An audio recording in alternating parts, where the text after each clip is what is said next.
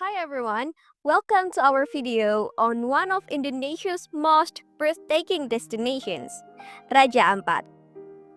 If you are dreaming of a trip that's more than just sightseeing, a place where every moment is full of meaning and connection, then you are in the right place.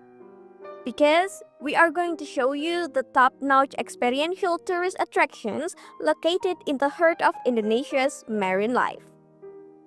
But before that, let us introduce ourselves. My name is Fariha with student number 262. Located in the eastern tip of Indonesia, Raja Ampat is made up of over 1,500 islands, each with its own natural charm. This region is known as one of the most biodiverse marine areas on Earth, hosting 75% of the world's coral species. Its untouched coral reefs, vibrant marine life, and exotic island views make it a true gem for nature lovers and adventurers alike. So, what makes Raja Ampat an experiential tourist destination? Well, here you don't just visit, you truly immerse yourself.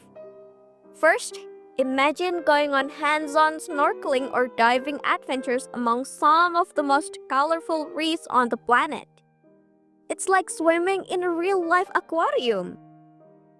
Then, instead of fancy hotels, you can stay in eco-resorts or even traditional Papuan homestays, where you connect with the local culture on a personal level. We will also have the chance to interact with local communities, learn about their daily lives, customs, and even traditional cooking or crafts. And lastly, it's a place to learn and contribute. Many tours include education on marine conservation and sustainable tourism, so you can give back while you explore. The next one is to connect with the nature and the people. But let me introduce myself first. My name is Lukman Syah with student number 119. Okay, Raja Ampat is a beautiful group of islands in West Papua, Indonesia. It is full of amazing sea life, clear water, and friendly local people. Therefore, there are several things that you might be able to do when visiting Raja Ampat. The first one is snorkeling at a famous place like Manta Sandy, Arborek, and Freeway Wall. You can swim with big manta rays, see colorful fish, and beautiful coral reef. The second one is kayaking on the clear blue water between small islands. It's peaceful and perfect for relaxing and of course taking photos. The third one is bird watching to see the rare and beautiful birds of paradise. These birds are famous for their bright feathers and dancing.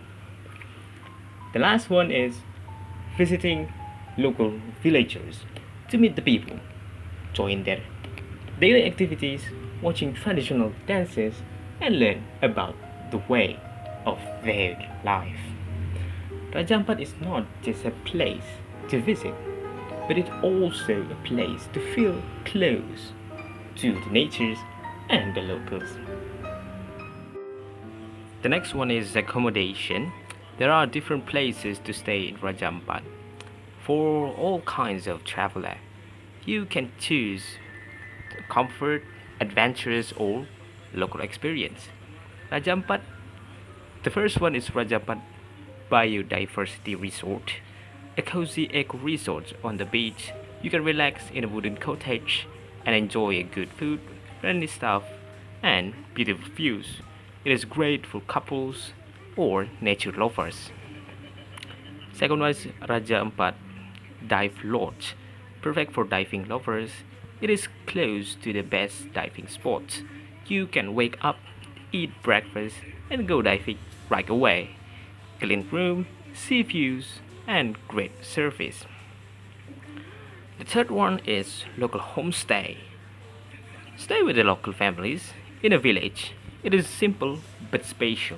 You can eat local foods, join their daily lives, and learn about Papuan culture. It is the best place to feel the Raja Ampat. My name is Nur Rohimah and my study number is 261. Before we dive into activities and places, let me share some fun facts about Raja Ampat. The name Raja Ampat actually means four kings, which refers to its four main islands, Misul, Salawati, Batanta, and Waigyo. What's really interesting is that scientists often find new marine species here. Yes, even today. This area is also part of the Coral Triangle, which is known as the richest center of marine life in the world. Next, let's talk about the best time to visit Raja Ampat. If you are planning to snorkel or dive, October to April is the ideal season because the sea is calm and visibility is great. But if you want a quieter experience with fewer tourists, you can go from May to September. The weather is tropical all year, but it's always smart to check local conditions before your trip. Travel is not just about nature, it's also about food.